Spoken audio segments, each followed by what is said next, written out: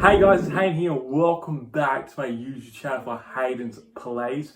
So obviously today we're going to be doing another movie review channel, and obviously in this movie review I'm obviously going to add clips to it and all that. But obviously I'm doing a bit of a musical one which you probably heard of, which we're going to go through in a second.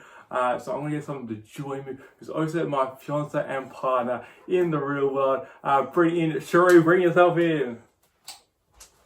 What up, guys? I'm Shuri. Thanks for joining. Thanks for Hayden for having me. Yeah, welcome. So obviously Hayden just said we'll be reviewing Descendants: Rise of the Red.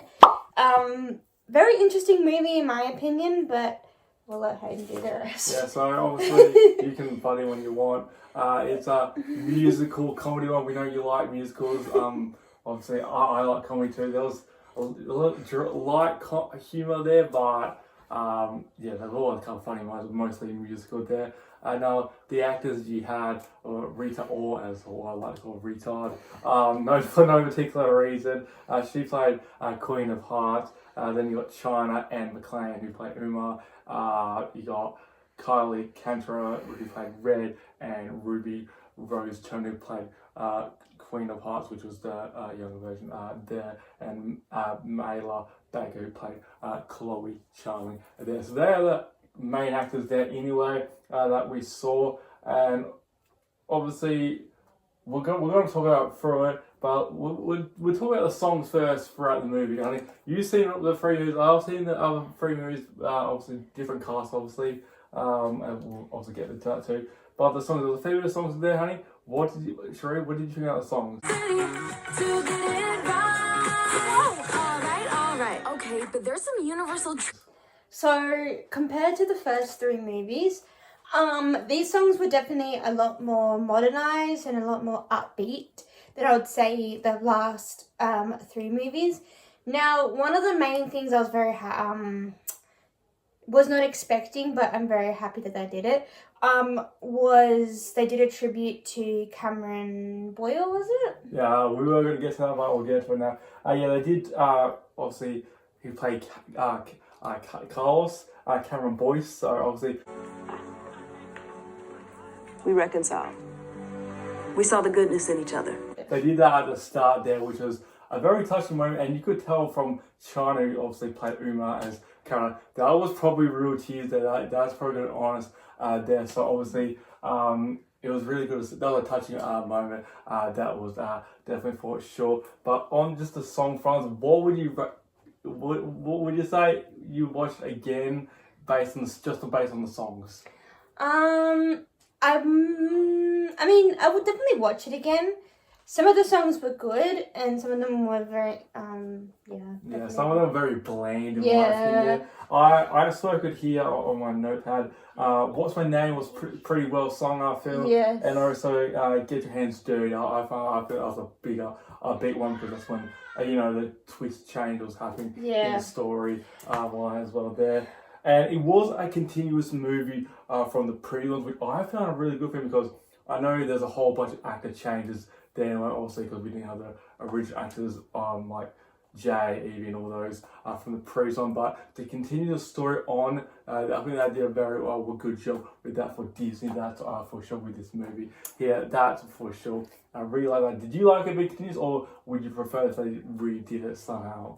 I kind of like how they freshened up the cast. Obviously, I would have liked to see an appearance of maybe an old cast member, maybe, but I think a lot of the reasons why they didn't come into the this movie was due to the fact of Cameron Boyce and his passing, and I think it was just too hard to film.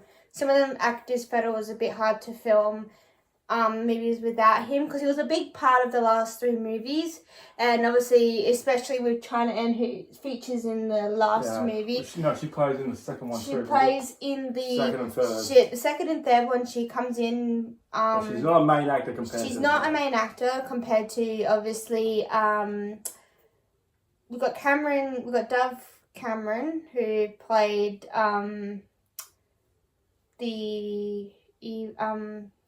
can't remember her name. We got Sophia Carson. We got Sophia Carson who played Evie. We had Dove Cameron. I think Dove Cameron, who played right. Mal. Sorry, I don't remember her name. Yeah, we got Mal, Ben, Evie, and Joe. Evie and Joe. And they were like, those cast members were the main ones for the past 3 movies, I'd say. That was the one. Obviously, unfortunately, one of them did pass away in real life. Obviously, F in the chats there. Obviously, unfortunate, or, very young to go. So obviously, that does touch my heart because I have epilepsy myself. But again, this is a movie review, so I'm trying to stay on top. But obviously, it was unfortunate to see him pass away because he would have been a great asset to this movie, and especially if the other cast members did get on board of this movie. But we're just going to the storyline a bit. Obviously, we're just going to try not to, ruin for you guys if you haven't watched it yet. But we're going to go through some main points throughout the movie, so of what happened, everything like that. There, I was going to bring up something, but I just forgot. So obviously, it starts as a movie. Uma, who's played China, obviously, is narrating, and then obviously we see her do that tribute at the start. And it does mention Mao, Ben, Evie, and Jay Lee Oradon on business. So obviously, we know that was happening. Obviously, leaving Irma in charge of the new head. She becomes the new principal. Yeah, new head mistress of Audrey Prep, which is obviously As school. Fairy Godmother, if you've seen the other 3 movies, you know Fairy Godmother was the OG headmaster, and in this movie they decided it was a time for a change, and we're coming that change. China Ann, aka Uma, decided it was time to make all kingdoms feel welcomed at Oradon.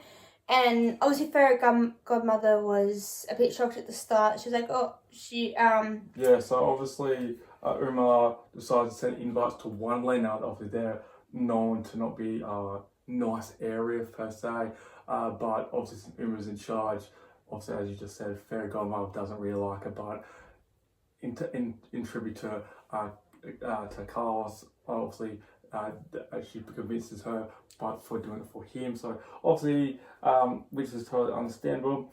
We then see Princess Red obviously over there. She's obviously not having the best of time. Her mother's very controlling, Queen, but basically obviously plays Rita Ora.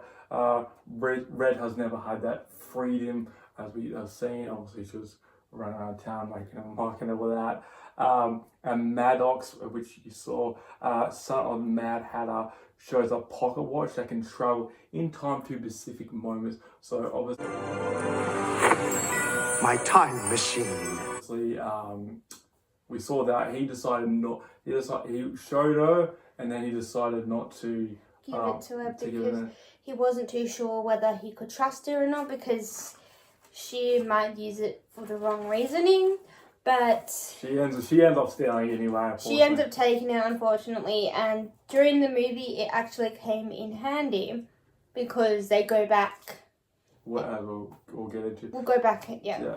So and then it goes into Chloe Charming, who's a daughter of Cinderella, which I think you were asking about yesterday. Who is preparing for her first year at Audrey Prep. Now she got those glass slippers. Mom, they're just like as a gift for being kind and for her good actions, which is a very. I don't know what you want to say. It's a very big present though. Pretty much it was based on Cinderella. If you've known the story of Cinderella, it's been a fairy tale for many generations. Let's be honest. So, who would give glass slippers from? It's a good action. Because Cinderella got slippers from her fairy godmother, and then to pass that tradition on, she gave her daughter Chloe the same thing, but just in a more style. And later on, comes to realize that that's being all good and stuff is not all that matters at times. So we'll get into that a little bit later. We don't want to give too much spoilers away. Yeah, and then we see the two mothers from Queen's Hearts, who plays Rita or Rita as I call her. Bridget, I didn't expect to see you here. And we see Cinderella meet for the first time since they went to school together, and obviously this is where the story starts unfolding of what happened between these mugs, and obviously there's still beef between those two, especially on Rita. Then I'll let you say, I'm not gonna play. She's obviously a singer in real life. That's what she's done. Obviously, she played the show well, but as a villain for her, I know she hasn't played many acting roles, but as a villain, I think she did pretty well. I think she did very well. Especially when she has to be that nasty sort of person, And she doesn't seem that type of person in real life. Definitely. We've seen her on the obviously if you're in Australia and you've heard of The Voice Australia. The Voice, she's a whole different person. So to see her in that different perspective was definitely an eye opener, but it was definitely good because I've liked how she played her role quite well. Most people who you can tell whether the role has been played well and whether it was not played that well, and Rita played a villain quite well. But yeah, so that scene when they both get to Oridon Prep for the first time, both Chloe and Red, they meet each other for the first time. Red's not a big fan of Chloe at the start, just because she's too happy. She's very happy and all goody two shoes. But then they turn out.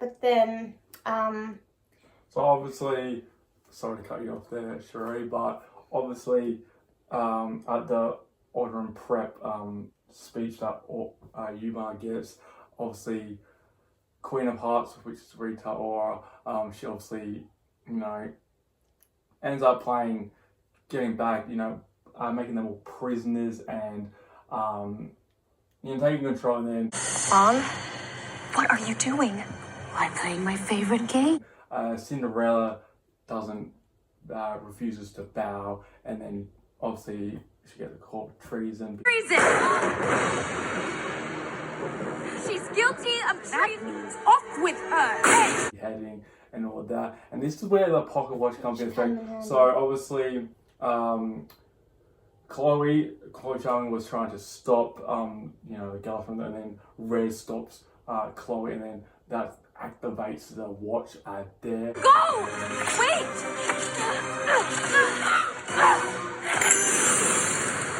Which sends them back in time, which is basically where they first met in the Merlin Academy.